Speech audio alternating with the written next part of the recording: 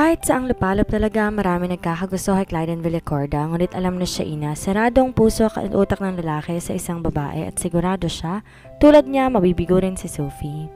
Ngunit para si Shainang nasayahan sa confidence ito sa sarili, parang sureball na makakuha nito si Clyden at yon ang kanyang aabangan. Lumakad na para nagrarampa lang sa entablado si Sophie, dumiretso sa table na kinaupuan ni na Clyden at halos magpakandong ito dito. Nakita naman ni Shaina na tila nabigla si Clyden, ngunit agad din niyong umiti pagkatapos. Sa reaksyon ni Clyden, tila ba nasuntok siya sa dibdib. Tanggap ni Shaina na may Samantha ito, ngunit ang makipaglambungan to ng harap-harapan, parang gusto niya magpasabog ng granada. Nag-decide siyang umalis sa may handwashing area. Bumalik siya sa kinaroroonan ng mga to, subalit parang hindi niya kayang makita na may nakaangkang iba kay Clyden, kaya't pasimple siyang umupo sa isang mesa na puno ulit ng mga prutas. Nasa tubig pa si na Ali at Aidan at kinawayan siya ng mga to sapagkat malapit ang kinauupuan niyang table sa mga to. Maya-maya lang umahon ng dalawa. Kinuha ni Aidan ang robe na nakapatong sa upuan at sinuot sa fiancé nito. Umupo si Ali sa harap niya pagkatapos samantalang nagpaalam si Aidan dito para kumuha ng maiinom. Kinuha niyang kutsilyo sa ibabaw ng table at binalatan lahat ng apple na naroon, inislice ng inislice. After a while, nagpaalam si Ali na magpapalit ng damit. Nginitian niya lang to habang busy sa ginagawa. Hi! Mula sa harapan naroon si Brent, may hawak na beer sa kanang kamay, juice naman sa kaliwa. Nginitian na siya inato tinanggap ang isang baso ng juice na ibinigay nito sa kanya. Thank you, nakangiting pahayag niya rito. Pwedeng makiupo? Alanganing pahayag ni Brent na tinuro pa ang upuan sa kanyang harapan. Agad naman sa siya inang tumango at sinenyas na uupo ito. Thank you. Maikling pahayag ni Brent na siyang makaupo. Sa wakas, makakaharap at makakausap niya rin to nang sila-sila lamang, and it's true. This girl in front of him has the most angelic face he had ever seen. Pasensya ka na sa mga nangyari earlier, tulad niya rito. Tumingin naman sa kanya sa Shaina at ngumiti pagkatapos. Shocks! His heart melts with her smile. No worries, you're forgiven. Tudyo ni Shaina dito at medyo nag-blush iyon. Di alam ni Shaina kung tungkol sa alcohol na ininom nito ang dahilan or ang kanyang sinabi. I really thought you were not married yet. How come you're not wearing a wedding ring? Tura nito sabay tingin sa kanyang mga daliri. Di naman sinagot ni Shaina ang lalaki ngunit nagpakawala siya ng ngiti habang pinagpapatuloy ang pagsaslice ng prutas. Kumuha naman si Brent ng inislice niyang prutas at diniretso sa bunganga. Kahit di masyado nagsasalita si Shaina, parang na-excite si Brent, nakaharap ito. She is innocently beautiful and he felt peace with her calm nature. Parang di pa matanggap ng kanyang isip na may asawa na to. She really catches his attention and instantly falls in love. Napakaswerte naman ni Clyden Villacorda dahil mas nauna nitong nakita si Shaina. Kung hindi, pakakasalan niya agad to kahit sang simbahan sa mundo. Sa isiping yon, napatawa sa sarili si Brent na kinapangunot naman ni Shaina na kanyang kaharap. I'm just thinking if you have a sister. Nakatawang pahayag ni Brent. Rumihistro naman sa mukha ni Shaina ang pagkamangha sa sinabi niya, ngunit humilig din yon pagkatapos. Baka naman pwede mo ko ireto kung meron. Baka gusto mo lang naman akong maging brother-in-law. Dagdag ni Brent kung kaya't tuluyan nang tumawa si Shaina. I don't have a sibling but I'm sure I won't entrust it to you if I have one. Direktang pahayag ni Shaina. Ouch, it's hurt. Kunwari hinawakan ni Brent ang kanyang dibdib habang di makapaniwala sa sinabi ng dalaga. She is like an angel but she is sharp-tongued. With your looks? I'm sure hindi lang lilima ang girlfriends mo. Di maiwasang biro ni Shaina sa kaharap at bigla tong napatawa na malakas. I'm already convicted without trial? Natatawang bulalas ni Brent na pati sa Shaina di natago ang pagtawa. Although she thought that Brent was a womanizer, she likes his friendly nature. Di nawawalang ngiti sa labi at natutuwa siya sa napakasinitong vibe. Halos mapatayo si Clyden nang mapaupo si Sophie sa kanyang kandungan. Kadarating from somewhere at na-off balance habang patawid sa upuan niya, papunta kay Jenny. Initial reaction naman ng lahat agad na saluhin ang na-off balance lalo na't malapit sa iyong tao. He catched her at dahil may kabigatan to, napaupo siya pabalik sa kinaupuan habang kandong si Sophie. He let her go urgently but Sophie placed her hand around his neck while looking at him seductively. Imbes matawa si Clyden sa ginawa ni Sophie, nairita siya at pinangundutan niya ng noo. kung pwede lang itapon ng babae sa pool para matauhan sa pinaggagawa nito. Di siya natutuwa sa mga babaeng lantarang magpakita ng motibo. Besides, Sophie's kind is not her type. Agad niyang binitawan si Sophie sa pagitan ni Jenny at nagmamadaling tumayo para hagilapin si Shaina. She might witness the scene and think the other way. Tumingin siya sa buong paligid. Seryosong naglalakad mula sa dulo ng pool. In-examine niya ang aura nito. Sa tingin niya, wala naman tong nakita sapagkat napakakalma ng aura nito sa kabila ng kaseryosohan. Ngunit ang pinagtataka niya na upo to sa isang table na may prutas malapit sa kinaroroonan na magkasintahang Aidan at Ali habang nakalunoy sa pool. Pagkaupo na Shaina, kumuha ng mga prutas at nagbalat. Nang isa hanggang sa lahat yata ng pupwedeng balatang prutas ay binalatan niya. Pagkatapos pinag-i-slice ang mga yon. Napakunot siya sa ginagawa ng asawa, subalit biglang dumilim ang aura ni Clyde nang lumapit si Brent sa kinaupuan ni Shaina and offered a glass of juice. Kagiyat na napatigil sa Shaina, ngunit kinuha ang juice mula kay Brent. Nginitian to at saka tinuro ang upuan sa kanyang harapan. At first, nakikita ni Clyde na hesitant pa sa Shaina sa presence ni Brent, ngunit di naglaon nakangiti to habang nakipagpapalitan ng kwento. He started to feel annoyed, thinking anong sinasabi ni Brent sa dalaga at mukhang nag-enjoy sa company ng lalaki. Seeing Shaina smile delightedly with another man makes him feel sick. Mas lalo na trigger ang pagkairita niya nang biglang tumawa na malakas si Brent. Nagsitingin na ng mga kasama niya sa kinaroroonan ng mga to. Without thinking, mabilis siyang lumakad papunta sa direksyon ng dalawa while ignoring the eyes of everyone. Andito ka palang sweetheart. You know I'm incomplete if you're not by my side. Malambing na pahayag ni Clyde habang parang sawa, pinulupot ang kamay sa bewang nito. Nagulat si Shaina sa biglaang paglitaw ni Clyde, ngunit mas namatanda siya nang di mapigilang magsitayuan ng balahibo niya nang isubsob nito ang mukha sa kanyang leeg. Sa pagkakiliti, hindi na Shaina naiwasang isandalang ulo sa binata, which makes them the sweetest couple in town. Nagbabalat lang ako ng prutas, I'll be there. Tura ni Shaina ang nilayo ang ulo sa asawa at tumingin dito. You know I miss you. Kahit ilang saglit lang kitang di makita. Wika ni Clyde habang nakatitig sa kanya. Sa narinig, napangiti si Shaina. Hindi dahil kinikilig siya, pero natatawa siya sa kadramahan nito. Kung di niya alam ang totoong score niya kay Clyde, paniwalang-paniwala na sana siya. Tinukso ni Shaina ang asawa habang nagsasayaw ang mga matang nakatingin dito. Natutuwa siya sa pinagkakagawa ni Clyde at di niya mapigilang matawa ng kanyang mga mata. Sa ginawa niyang panunukso, nagulat siya nang bigla siyang halikan ni Clyde sa labi kahit agad-agad nagkulay kamatis ang kanyang mukha. I love you, sweetheart. Narinig na siya inang turan nito kahit sunod-sunod ang ginawa niyang paglunok. Sa isip niya ang galing namang magpanggap ng lalaki at parang totoong-totoong pagkakabikas ng I love you sa kanya. I love you more. Halos di ni siya narinig ang boses na sagot niya. Buti na lang hinawi ni Clyde ang kanyang ulo at binigyan siya ng mumunting halik sa kanyang tuktok. Only then did she realize that Brent was still sitting in front of them at di mapuknat ang pagkakangiti habang nakatunghay sa kanila. Gusto ni siya inang samparin ang sarili. Bakit naman napakadali niyang malimutan na may kausap siya kani-kanina lang? Dumating lang si Clyde para nag-iba agad ang kanyang mundo.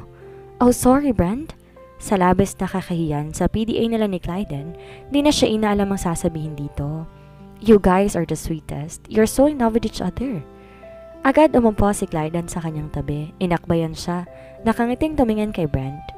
Who do you think is more head over heels, bro? Pasimple namang siniko na siya si Clyde pero mas lalo lang yung natuwa. Oh jeez, I'm sorry bro but I think you love her more. Natawang wika ni Brent na kung saan di nila napigilang magkatinginan sa isa't isa. Kiniling na siya inang ulot, nginitian ng asawa ng napakalawak. Napatawa naman si Clyde sa reaksyon niya bago humarap muli kay Brent. That's right bro, I'm so in love with this not so sweet wife of mine. Nakatawang pahayag ni Clyde sabay ng pagkabing nito sa dalaga. She is a gem, you should cherish her all your life, si Brent. Napangiting tumango-tango si Clyde and then he landed his eyes on Shaina, asking himself what was so special about her that made Brent and Joseph tell him to take care of her. Of course bro, she's my wife. She will have my best. Tura ni Clyde kay Brent habang nakatitig sa asawa. Clyde seemed so sincere and melts Shaina's heart. Kiniling ni Shaina ang ulo sa balikit ng asawa. Napayakap siya dito nang wala sa oras. You must, or else. Nakatawang pahayag ni Brent bago tumayo, tinapik ang balikat ni Clyden. Give me a ring just in case. Saad nito kay Shaina sabay ng pagkindat bago ito nagpaalam at lumayo sa kanila. In your dreams. Di napigilang bulalas ni Clyden nang makalayo si Brent sa kinaroroonan nila. Pagtingin niya kay Shaina, nakaabang ng nakatawa nitong mata. And the best actor goes to? Panunod ni Shaina. Tumawa yon ngunit napailing din pagkatapos. Don't you dare make him a call. Pahayag ni Clyden pagkatapos. Wala na po siya, stop acting na. Nakatawang turan ni Shaina dito. I'm serious. Seryosong wika ni Clyden. Di man niya maintindihan to, napapailing na lamang siya. Can you make a promise? What the? Please? Saad pa rin ni Clyden na nasa mukha pang labis sa pagkaseryoso. Why? Di ni Shaina napigilang tanong dito. Habang ang mga mata niya'y nagsasayaw sa duwa. I just don't like it. Wika ni Clyden kung kaya't napatitig siya dito. Is he still in character? Tanong niya sa sarili. She dislikes the hope that fills her heart. Ngunit, hinawakan niyang kamay ni Clyden at nilaro-laro ang mga yon. You have the most precious hands, and in these hands of yours, I can be happy or torn apart. Makahulugang pahayag niya. Mahal na mahal niyang asawa, talagang nakasalalay sa mga kamay nito ang kanyang kaligayahan. When Clyden catches her eyes, he can see her unwavering devotion to him. Sa kasiyahan, kinabig niya sa Shaina. Pinupog ng mumunting halik ang ulo nito. I love you, sweetheart. Turan ni Clyden sa asawa. Na siyang kinatawa nito na malakas. Kung di lang talaga alam ni Shaina ang score nila ni Clyden, talagang mapagkakamalan niya na in love din to sa kanya. He's too sweet at kahit palabas lang talagang natutunaw ang puso niya. Clyden holds her hands nang babalik sila sa kumpol ng mga kasama. Everybody is having a good time chatting and drinking beer together. Nagsipagtanguan pa si Brent at Ezekiel nang maupo siya adjacent to them. Di naman yon nakaligtas sa paningin ni Clyden kung kaya pasimple niyang tinignan sa Shaina at iniipit sa tenga nito ang lumilipad-lipad na buhok ng asawa. Sa ginawa niya ay ngumiti ng matamis sa kanya sa Shaina kasabay ng paghagilap ito ng kanyang kamay. Iniipit ang mga daliri sa pagitan ng kanyang daliri. Nakatawa pa ang mga mata nito na magkatinginan sila kung kaya't the whole time magkahawak kamay sila. Sa sweetness nilang dalawa, sinong mag-aakala sa mga kaharap na pawang pagpapakita lang lahat. Kinabukasan agad silang lumuwas pauwi sa Maynila. Pagbukas kasi ni Clyden ng email niya, sunod-sunod na mensahe na tanggap niya mula sa kanyang secretary. May mga deadline silang minimit at kailangan ng kanyang approval at presensya. Agad din naman pumayag sa Shaina sapagkat alam naman niya gaano kabigat na nakaatang na responsibilidad sa balikat nito. Humingi rin to ng paumanhin sa kanyang mga kamag-anak at naintindihan ng kanyang mga tiyahin to. Anak, ikaw na sanang bahala kay Shaina sa Maynila. Kahit wala ng kanyang mga magulang, mahal na mahal namin ang aming pamangkin. Turan ni Tita Lucing kay Clyden bago sila sumakay sa sasakyan. Ngumiti si Clyden at tinapik-tapik ang likod ng matanda, tanda ng pagtango dito. Huwag po kayo mag-alala, tita. Aalagaan ko po at ng aking pamilya ang inyong pamangkin. Makatotohanang pahayag ni Clyden dito. Salamat naman kung ganon, anak. Natutuwa kami at ikaw ay aming nakilala. Sana'y makabalik kayo ulit dito. Maraming salamat ho, tita. O siya, anak, kumayo na kayo. Baka mahuli pa kayo sa flight nyo. Mag-ingat kayo lagi. Saad ni Tita Lucing at binigyan ng yakap ang dalawa. Magdasal ka lagi, anak, ha? Huwag mong pinapasakit ang ulo ng asawa mo. Bilin ng matanda kay Shaina kung kaya napatawa siya dito. Tita talaga, bakit naman ako magpapasakit ng ulo? Busy ang asawa mo, anak. Dapat intindihin mo siya lagi. Huwag kayong mag-aaway, ha? Hi, tita. Sige po, hindi ko po yun kakalimutan. Natatawa pa rin niyang pahayag. Clyden, pagpasensyahan mo tong asawa mo kung may pagkukulang, ha? Huwag mo sanang pagbubuhatan ng kamay, anak. Kung dumating ang time na ayaw mo sa kanya, ibalik mo siya dito ng maayos. Palulan na si Clyden sa sasakyan nang matigilan siya sa sinabi ng matanda. Agad siyang napatingin kay Shaina, halatang nagulat din sa sinabi ng tiyahin. Tita, hindi po mangyayari yan. Makakaasa po kayo? Seryosong pahayag ni Clyden at nakangiting tumango-tango si Tita Lucing habang pigil na Shaina ang paghinga. Sobrang nagpapasalamat si Shaina sa napakagandang pakiktungo ni Clyden sa kanyang kamag-anak sa kabila ng katotohanang hindi naman siyang mahal nito. Ngunit nang humirit pa ang tiyahin niya ng kung ano-ano sa binata, nahiya na rin siya dito. Niyakap ni Shaina isa-isa ang kanyang mga kamag-anak bago lumulan sa sasakyan. Babalik naman siya, pero kung kailan hindi niya pa alam. Pasensya ka na kay tita ha. Wika ni Shaina sa asawa na tumatakbo na ang kanilang sasakyan. Wala kasi itong imik at seryosong nakatingin sa labas. Sa pakiwari niya na-offento sa kakulitan ng kanyang tiyahin. Mula sa paninging nasa labas tumingin sa kanyang asawa. Tinitigan siya ng ilang segundo bago kinabig ang kanyang ulo at nilapit sa balikat nito. Huwag na huwag kang umuwi na mag-isa dito, sweetheart. Halos pabulong na tulad ni Clyden. Napakunot noon naman si Shaina mula sa pagkakasandal niya sa balikat nito, ngunit natatawa siyang luminga dito pagkatapos. Baka isipin nila inaway kita, sigurado haharangin nila ako ng sibat. Ewan niya kung nagbibiro ito pero mas lalo siyang natawa sa tinura ni Clyden. Para namang susundan mo ako pag nagtaon, biro niya rito. Why not? Seryosong pahayag ni Clyden. Natigilan si Shaina ngunit umiling-iling din to pagkatapos. Una, siguradong taon ang aabutin bago siya ulit makauwi sa probinsya. Pangalawa, annulled na ang kasal nila sa mga panahong yon at wala nang rason na babalik pang binata dito. What's on your mind? Sa halip, sumagot si Shaina, ngunitian niya ito at inihilig ang ulo sa dibdib nito. Mula sa pagkakarantay ng tenga niya sa dibdib ni Clyden, dinig niyang napakalakas na tibok ng puso nito. Tiningala niya to confirm if he's okay. What? Pasupladong pahayag ni Clyden na magkasalubong kanilang paningin. I love you. Sa halip nakangiting wika na Shaina sa reaksyon ng asawa. Agad yung umiti na napakalawak kasabay ng paghalik sa kanyang ulo.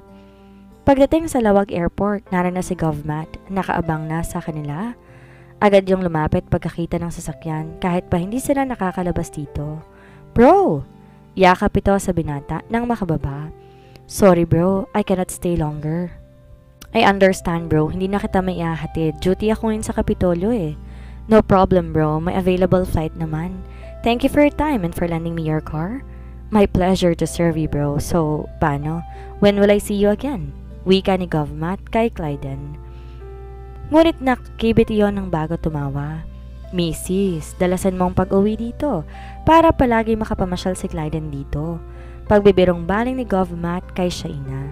Hindi sumagot si Shaina, ngunit gumiti siya sa gobernador. I'm happy to see you at last. I finally met Mrs. Clyden Villacorda in person. By the way, I am your husband's best friend. Excited na tulad ni Govmat magkatapos nilahad ang kamay para makipag-shake hands sa dalaga.